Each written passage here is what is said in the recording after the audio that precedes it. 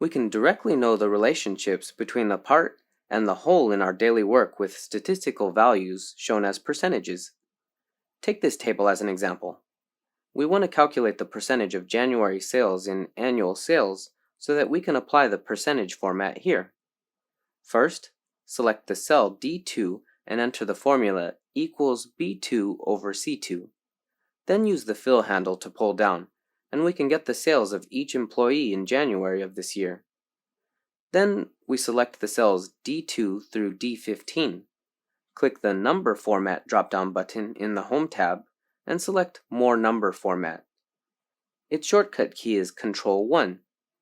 In the pop-up dialog box, click Percentage. Here we want to keep 2 decimal places, so enter 2 in decimal places and click OK. The numbers are converted into percentages with 2 decimal places. Did you get it?